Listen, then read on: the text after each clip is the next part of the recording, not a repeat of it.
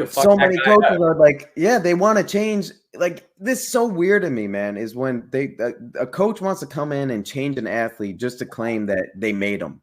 Like, what are we talking about? Like, you want ownership over somebody else? It's like, that's weird, right? And no, maybe he's fast because he tapped into a way of running that may not be like the norm, but it's worked for his body. Our bodies are not symmetrical. We have a liver and a spleen and different things that we're not the same on both sides. So to say that you need to run like this and do certain things is like, man, just let him be, get him faster with what he has already.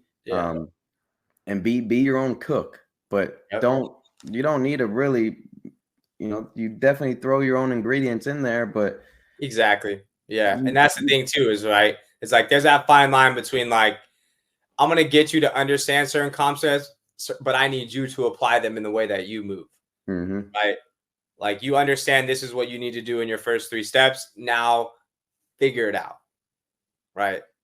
And we'll figure it out together. But it's it's different for like an athlete that's 10 years old, because now you do have the ability to influence and change the way he technically moves. But when you got a guy who comes in and he's running 21 miles an hour, it's like, bro, like, if you're like, hey, like, let's go. You're running 21 miles an hour. You're a soccer athlete, bro. Like, you're good, bro. Like, can I get you to run 22? Yeah. Do we need to focus on that? Probably not. Could I find different things that we could work on? Yes. Right. Like, that's the other thing too, is like, I do like to say I don't know, there's different terms, speed coach, movement coach, whatever. Right. But like, if I got an athlete that comes in who already runs fast, I got 8 weeks to work with him. He's already running 21 miles an hour. Maybe he's not the strongest athlete. Like, I'm going to decide to, like, we'll taper off of certain things and add in other things that I think might need more, importance to. But it's like baseball too. Like, any hitting coach that comes in and tries to change a kid's whole swing is like, you just fucked up that kid. but through the athlete's eyes, they think that's a good thing, because it's like, which is so unfortunate, like, oh my God, he's actually coaching me to do something, as opposed to just, handing me the keys to the car and operating myself. Like, some athletes think that, man, that's not coaching. Like, I've gotten heat for saying on Twitter or whatever, like, I let my jumper, like, I don't need to sit here and cue my jumpers every single time. Like, for what? That's just bad, because now you're just in their head about everything. There's a time and place. There's a time and place. And it's like, man. Most of the time, it's after the practice. After we're done. When you're taking your cleats off for your spikes, then we'll talk about some shit.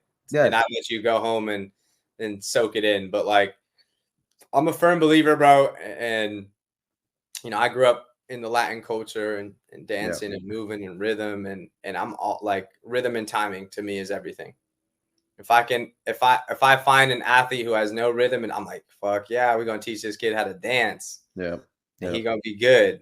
Like, rhythm and timing, whether it's baseball, whether it's soccer, whether it's you're a DB, whether it's you're a wide receiver and you're, like, whether you're a runner and it's fluidity and timing and, it's all about rhythm and timing for me. Like, you need to have rhythm, and that just comes back down to awareness and, understanding your body.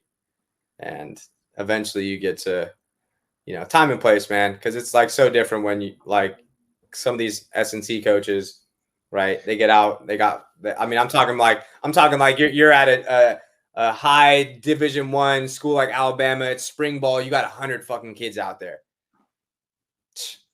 It's going to be very, very, very hard to get into every individual, and like, and then that's when you have to create a system and all that. Like, I've never been in that setting.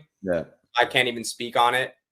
That's not me. That's not anything I aspire to be doing, but like, I understand it. I understand that culture behind, like, even just yesterday, I was with a coach. I won't say the name, but like, bro was fucking on it. I'm telling you, these guys had to do jumping jacks and then clap their name at the end. And if they didn't do it, it was like 10 up downs. And I shit you not, it was like these kids did like 250 up downs before dynamic warm up. Oh my God. I was like, fuck, man. Like, I feel like that's just like a power trip or something, you know, like that. There's nothing worse than a coach who overcoaches. Like that's just stop the madness, man. There's a fine line to it, man, because I think also too, like in the city I was at, a rich city. I wouldn't say snobby kids, but like you got money, you think you're the shit, you're not actually shit. Like I need to come in and make sure that there's a fine line. You need direction, right? You cannot be slacking off and right. Like I think that's where I mean, how old are you?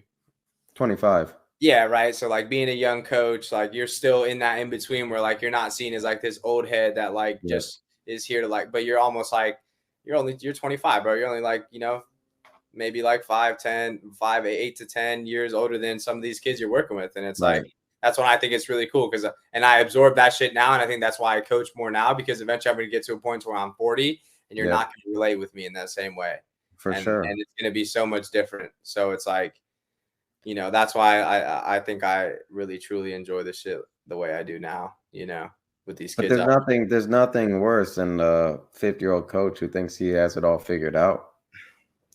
Yeah, that's tough. I see that shit all the time. You know, on so many calls with coaches that are just like not open to nothing. And I mean, you know, you can only do so much. Like, I don't know. I'm not looking to, I'm not necessarily like at the end of the day, I just tell coaches, I'm not looking to change the way you coach or to change the way that you do anything in your practices.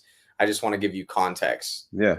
I just want to give you context as to what you got, what you did, how much you did, you know, or how little you did and what that looked like in the grand scheme of things, you know? And it's like, now if you choose to look at the numbers and do absolutely nothing with it, well, that's not up to me, but at least now, at least now you've seen it, at least now because dude, trust me, I talk to a lot of S&C coaches, they get GPS, right? They're stoked about it. They're fucking ready. They write their sick ass reports together, send it to the coach. You look at it and fucking throw it in the trash and be like, all right, cool.